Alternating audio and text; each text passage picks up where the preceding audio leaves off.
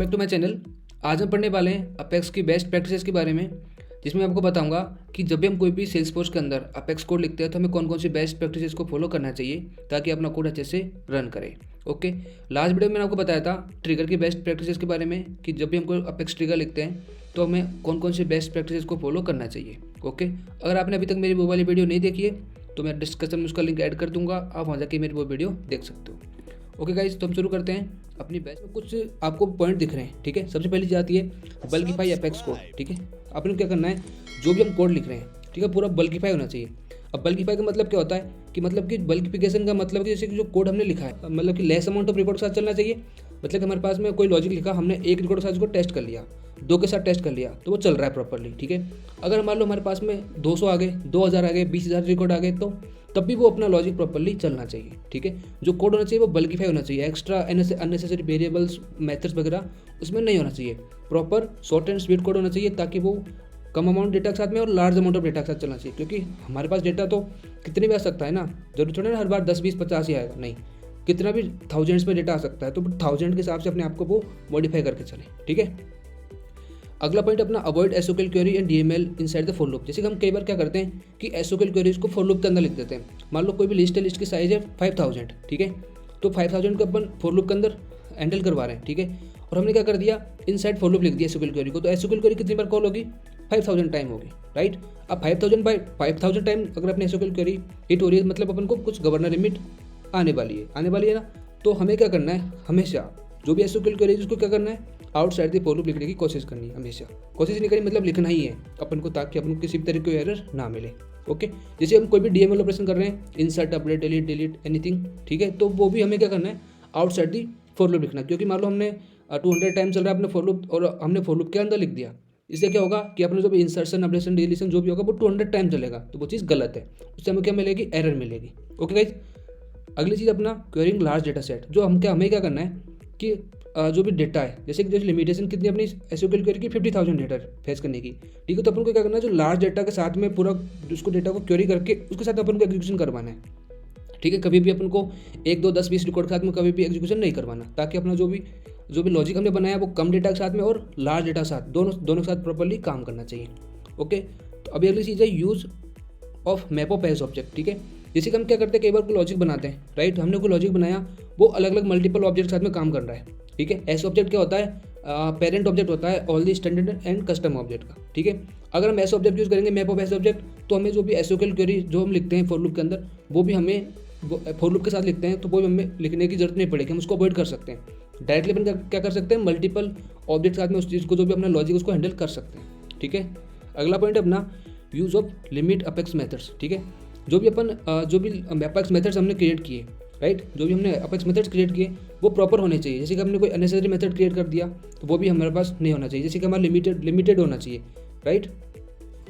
जैसे कि अपन वो बोल सकते हैं कि हमने कोई कुछ हमारे पास लाइन ऑफ कोड है, सम लाइन ऑफ कोड है, वो बार बार रिपीट हो रहा है, ठीक है। तो हमें उसके लिए क्या करना है, हम अलग अलग अपेक्स मेथड्स क्रिएट कर सकते हैं ताकि वो इजीली अपना कोड मेंटेन हो जाए।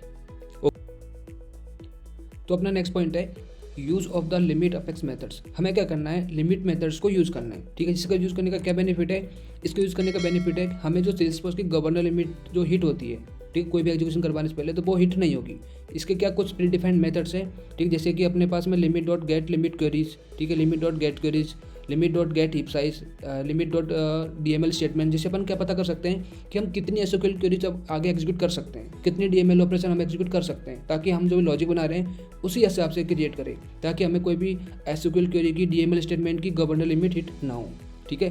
तो ये क्या यूज़ करता है, ये क्या काम करता है, अपनी जो सेल्सफोर्स गवर्नर लिमिट है, ठीक है, उसको हिट करने से बचाता है। कैसे बचाता है, ये जितनी भी अवेलेबल रिसोर्सेज है उसको हमें पहले ही बता देता है कि आप इतनी एसओक्यूएल क्वेरीज ही यूज़ कर सकते हो, इतनी डीएमएल स्टेटमेंट ही आप यूज़ कर सकते हो। ओके गाइज, तो अपना अगला पॉइंट है अवॉइड हार्ड कोडिंग आईडीज, ठीक है।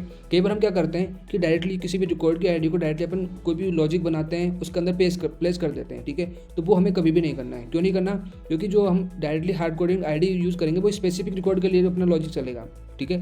अगर मान लो हमें कुछ मैनुअली लेना है, जो डायनामिकली लेना है, ठीक है, तो वो अपन कैसे करते हैं, अपन कोड के थ्रू अपन डायरेक्टली अपने को आईडी गेट करनी है, ताकि अपना जो लॉजिक हर रिकॉर्ड के साथ में, हर टाइप ऑफ रिकॉर्ड के साथ में प्रॉपरली काम करे, किसी स्पेसिफिक रिकॉर्ड के लिए काम ना करे, ठीक है। अगला पॉइंट अपने को यूज़ डेटाबेस मेथड्स। हमें क्या करना है, मोस्ट ऑफ द टाइम कोई भी अपन डीएमएल ऑपरेशन कर रहे हैं उसके लिए हमें क्या करना है, डेटाबेस मेथड्स को यूज़ करना है। ठीक है, देखो एक तो अपन सिंपल होता है इंसर्ट, एक होता है डेटाबेस डॉट इंसर्ट। ठीक है, इन दोनों में क्या डिफरेंस होता है, इन दोनों में सिंपल एक डिफरेंस होता है, मैं आपको बताता हूँ। अगर हम डायरेक्टली इंसर्ट ऑपरेशन कर रहे हैं, ठीक है, मान लो हमने 1000 रिकॉर्ड को एग्जीक्यूट कर दिया सिंपल इंसर्ट ऑपरेशन से। ठीक है, अगर मान लो किसी भी एक रिकॉर्ड में क्या आ गया, एक्सेप्शन आ गया, तो वो पूरा प्रोसेस क्या हो जाएगा, रोल बैक हो जाएगा। किसमें, सिंपल इंसर्ट वाले ऑपरेशन में। ठीक है, अब डेटाबेस डॉट इंसर्ट में क्या होता है कि जिस भी रिकॉर्ड के अंदर एक्सेप्शन आया उन रिकॉर्ड को छोड़ देगा, बाकी के प्रोसेस को एग्जीक्यूट कर देगा, मतलब कि पूरा ओवरऑल प्रोजेक्ट, तो ओवरऑल प्रोसेस अपना वो पूरा रोल बैक नहीं होता। इसके अंदर डेटाबेस मेथड्स के अंदर। ठीक है, जैसे database dot insert, database dot update. ठीक है, और इसमें हम क्या कर सकते हैं, जो भी अपना इंसर्ट अपडेट जो भी ऑपरेशन हो रहा है उसका क्या कर सकते हैं, अपना स्टेटस भी फैच कर सकते हैं। ठीक है, सेव रिजल्ट के थ्रू। ओके, अपना अगला पॉइंट है एक्सेप्शन हैंडलिंग। एक्सेप्शन हैंडलिंग क्या करता है, जैसे कि मान लो हमने कोई लॉजिक लिखा, राइट, वो भी लिखा अपन किसने, बेस्ट अपेक्स प्रैक्टिस के हिसाब से। ठीक है, तो वो क्या करेगा, अपना पूरा जो भी एक्सेप्शन आ सकती है, एरर आ सकती है, उसको पहले से हैंडल करके चलेगा। कैसे करते हैं अपने एक्सेप्शन हैंडलिंग, ट्राई कैच के थ्रू। ट्राई में प्रॉपर कोड आएगा, जैसे कि मेरा सक्सेसफुल चलता है तो ट्राई के अंदर जो भी हमें ऑपरेशन करना है वो कर सकते हैं। अगर कोई एक्सेप्शन आती है तो अपन कहाँ हैंडल करते हैं, एक्सेप्शन वाले सेक्शन के अंदर करते हैं। ठीक है, राइट, तो अपन क्या कर सकते हैं, ट्राई कैच से कर सकते हैं। कैच वाले सेक्शन में क्या आता है, एक्सेप्शन आती है। ठीक है, तो ट्राई कैच अपन क्या कर सकते हैं, प्रॉपर एक्सेप्शन एरर हैंडलिंग को लेके चल सकते हैं जब भी हम कोई भी अपेक्स कोड लिखते हैं तब, अकॉर्डिंग टू बेस्ट प्रैक्टिसेस। ठीक है, अगली चीज़ अपना जो भी हम ट्रिगर बनाते हैं, जैसे कि मैंने आपको प्रीवियस वीडियो में बताया कि एक ऑब्जेक्ट पे हमेशा अपने को एक ही ट्रिगर बनाना है। ठीक है, कई बार कई लोग क्या करते हैं, एक ऑपरेशन में मल्टीपल ट्रिगर बनाते हैं, जैसे कि उनको करना है before insert, before update, after insert और आफ्टर अपडेट पे, ये 4 इवेंट में हमें एक्शन परफॉर्म करवाने। तो कुछ लोग क्या करते हैं कि 4 ऑब्जेक्ट पे अलग अलग ट्रिगर बना देते हैं। आप बना तो दोगे, उस टाइम आपको एरर नहीं आएगी, बट आप उसका जो ऑर्डर ऑफ एग्जीक्यूशन है ना वो हैंडल नहीं कर सकते कि कौन सा पहले चलेगा कौन सा बाद में चलेगा। ठीक है, तो बेस्ट प्रैक्टिस नहीं होती कि अलग अलग ट्रिगर बनाना, बेस्ट प्रैक्टिस होती है अपने को एक ऑब्जेक्ट पे एक ही ट्रिगर बनाना है हमेशा। ठीक है, अब आती चीज़ यूज़ एसिंक्रोनस अपेक्स। ठीक है, मान लो जब हमारे पास में लार्ज अमाउंट ऑफ डेटा है, ठीक है, 1000 मिलियंस में डेटा है, लाखों में डेटा हमारे पास में। ठीक है, तो हमें क्या करना है, एसिंक्रोनस अपेक्स को यूज़ करना है। ठीक है, क्यों, क्योंकि इसकी जो लिमिट डेटा प्रोसेसिंग है ना वो कैसे चलता है, बैकग्राउंड में चलता है। ठीक है, और इसमें हम क्या कर सकते हैं कि large amount of data fetch कर सकते हैं। ठीक है, किससे, database dot gate query locator method के थ्रू। ओके, तो हमें क्या करना है, हमेशा जो भी एसिंक्रोनस अपेक्स को यूज़ करना है जब हमारे पास में लार्ज अमाउंट ऑफ डेटा हो। ओके, अगला पॉइंट अपना आता है अपना security and sharing in apex code. ठीक है, जैसे कि मैंने आपको अभी बताया कि कौन कौन सा यूजर डेटा एक्सेस कर सकता है, कौन कौन सा यूजर डेटा एक्सेस नहीं कर सकता। जैसे कि हमने कोई भी अपेक्स क्लास बनाई उसको हम स्पेसिफिकली डिफाइन करते हैं विद शेयरिंग और विदाउट शेयरिंग से। ठीक है, राइट, ताकि डेटा एक्सेस कर सके तो कोई भी डेटा की सिक्योरिटी लीक ना हो। ओके गाइज, अगला पॉइंट अपना make reusability of apex code. जैसा कि अभी आपको मैंने बताया कि हमारा मान लो कुछ लाइनों का कोड है, ओके, वो बार बार रिपीट हो रहा है। ठीक है, मल्टीपल जगह पे यूज़ हो रहा है। ठीक है, 5 लाइनों का कोड मान लो, 5 लाइनों का कोड पाँच जगह पे यूज हो रहा है, सेम लाइनों का कोड। ठीक है, तो कितनी लाइन कवर करेगा, 25 लाइन्स कवर करेगा। ओके, अगर मैं उस 5 लाइनों का कोड को अलग से मेथड बना के डिफाइन कर दूँ, ठीक है, तो वो कितनी जगह में हो जाएगा, वो तो एक ही जगह हो जाएगा, 5 अलग अलग जगह लिखेंगे तो 7 से 8 लाइनों में अपना पूरा कोड हो जाएगा। कहाँ 25 लाइन लिखनी पड़ रही है अपने को, वहाँ पे अपने को 7 to 8 लाइन में अपना पूरा कोड हैंडल हो जाएगा। ओके, तो अपन को क्या करना है, कोड रीयूजेबिलिटी को अपन को पूरा ध्यान रख के चलना है ताकि अननेसेसरी कोड हमारे बार बार रिपीट ना हो। ठीक है, कम से कम लाइनों में अपना पूरा लॉजिक परफॉर्म हो जाना चाहिए। ठीक है, अब अगली चीज़ आती है अपनी कोड कवरेज। ठीक है, जब भी हम मान लो कोई भी हम टेस्ट क्लासेस वगैरह बनाते हैं उसमें क्या होता है, कोड कवरेज होता है। तो मिनिमम कोड कवरेज कितनी होती है, 75% कोड कवरेज होता है। मान लो हमने कोई भी अपेक्स क्लास बनाई, कुछ मेथड्स बनाए, हमें उनको टेस्ट करना है इसके अंदर, टेस्ट क्लासेस के अंदर। तो हम कैसे करेंगे उसको जो हम टेस्ट करेंगे तब हमारा जो भी मेन क्लास है उसका कितना कोड कवर होना चाहिए, 75% कोड कवर होगा, तभी जाके हमारे लिए वो कोड जो भी हमने लॉजिक बनाया प्रॉपरली हमारा यूजेबल रहेगा, अदरवाइज यूजेबल नहीं रहेगा। ठीक है, अब रिटर्न अर्ली पैटर्न्स। ठीक है, अब ये रिटर्न अर्ली पैटर्न्स ये क्या है, एक जो भी अपना कोड लिखते हैं उसको लिखने का तरीका है, क्या एक तरीका है। ओके, जिससे क्या होता है हमें पॉजिटिव रिजल्ट्स मिलते हैं, पॉजिटिव रिजल्ट मिलता है। ठीक है, जैसे कि हमारे पास मल्टीपल ऑप्शन है। ठीक है, अब मल्टीपल ऑप्शन से हमारा कोई भी जो भी ऑप्शन हमारे लिए अवेलेबल है, जो हमारे लिए सूटेबल है, सही है, वो ऑप्शन हमें डायरेक्टली क्या करता है, पॉजिटिव रिजल्ट देता है और बाकी का कोड एग्जीक्यूट नहीं होता। ठीक है, जिससे हमारा क्या होता है कि जो हमें आउटपुट आने का जो एग्जीक्यूशन टाइम है वो बहुत कम होता है, वो हमको जल्दी आउटपुट मिल जाता है। ओके, अगला पॉइंट अपना avoid nested looping with in loops. मतलब कि जो हम क्या करते हैं, नेस्टेड लूप यूज़ करते हैं कई बार, जैसे कि अपने लूप के अंदर लूप, फिर इफ कंडीशन, फिर अंश के अंदर लूप। ठीक है, तो मल्टीपल लूप्स हम यूज़ करते हैं, तो वो बेस्ट प्रैक्टिस में नहीं आता। हमें क्या करना है, मैक्सिमम 1 या 2 फॉर लूप यूज़ करना है, उसके बाद अगर एक्स्ट्रा हो रहे हैं तो उसको हमें कलेक्शन वगैरह में स्टोर करके हैंडल करना पड़ेगा। राइट, डायरेक्टली अपन लूप के अंदर लूप ऐसे यूज़ नहीं करना, क्योंकि वो बेस्ट प्रैक्टिस नहीं है।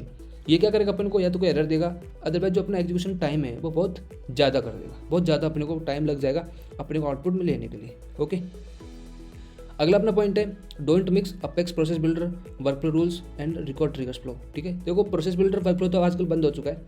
ठीक है, अपन को क्या करना है, दो सबको मिक्स नहीं करना, राइट। तो इस चीज़ का पे इतना फोकस नहीं करना अपने को। ठीक है, अगली चीज़ अपनी नेमिंग कन्वेंशन। ठीक है, हम जब भी मैंने आपको बताया था कि जब भी हमें कोई भी एक अपेक्स क्लास बनाते हैं या भी कोई एक अपेक्स मेथड बनाते हैं तो उसका जो नाम रखते हैं, ठीक है, वो प्रॉपर एक नेमिंग फॉर्मेट में होना चाहिए। किस फॉर्मेट में, कैमल केस के फॉर्मेट में होना चाहिए, राइट। ताकि एक मीनिंगफुल नेम होना चाहिए, ताकि अपने क्लास के नेम से या फिर मेथड के नेम से अपन समझ सके कि इस मेथड में क्या हो रहा है, इस क्लास में क्या हो रहा है। जैसे कि हमने कोई लॉजिक बनाया रिकॉर्ड अपडेशन का, आपने क्लास का नाम लिख दिया XYZ, तो XYZ से अपन कैसे पता लगा सकता है कि इस क्लास के अंदर कुछ अपडेशन वाला काम हो रहा है। तो जो भी हमें नाम देना है वो नाम हमें प्रॉपर फॉर्मेट में देना पड़ेगा। ओके गाइज, अगला पॉइंट है अपना query only required fields in SQL query. जैसे कि हम क्या करते हैं कई बार कि हम एसक्यूएल क्वेरी लिखते हैं, उसमें कुछ ऐसे फील्ड्स, ऐसे कॉलम फैच कर लेते हैं जो हमारे यूज़ नहीं आ रहे। ठीक है, और जब वो फील्ड्स यूज़ नहीं आ रहे वो हमें फालतू की मेमोरी एक्सेप्ट करेगा। ठीक है, तो हमें क्या करना है, वही फील्ड्स फैच करने हैं एसक्यूएल क्वेरी के अंदर जो हमारे यूजेबल है। ठीक है, जो हमारे काम आने वाले हैं। जो फील्ड हमारे काम नहीं आने वाले उनको हमें कभी भी फैच नहीं करना। ठीक है, ओके। तो अगला पॉइंट अपना retrieve only relevant data rows apply filter and limits. ठीक है, तो जब भी हम क्या करते हैं एसक्यूएल क्वेरी लिखते हैं उसमें डायरेक्टली अपन को ऐसे नहीं करना select ID name from account. तो आईडी नेम फ्रॉम अकाउंट के सबके लेके आ जाएगा, लेकिन सारे नहीं चाहिए अपने को, राइट। हमें क्या करना है, कुछ वेयर कीवर्ड को यूज़ करके कुछ डेटा फिल्ट्रेशन करना है। ठीक है, और हमें क्या करना है, लिमिट्स कीवर्ड को यूज़ करना है।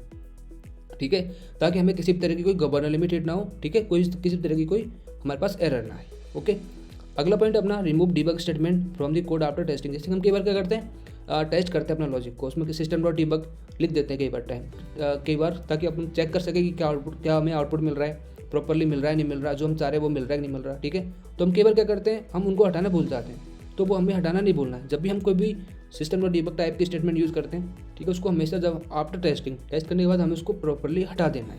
ठीक है, ताकि वो हमारे पास बाद में जाके वो हमारा जो भी कोड है उसको ख़राब ना करे। ओके गाइज, तो इस वीडियो में सिर्फ इतना ही। अगर आपको किसी तरह का कोई डाउट है आप मेरे को कमेंट सेक्शन में पूछ सकते हो, मैं आपको जरूर रिप्लाई करूँगा। अगर आपको वीडियो अच्छा लगता है तो please like this video, subscribe this channel. Okay guys, मिलते हैं अगले वीडियो में, जब तक के लिए जय हिंद।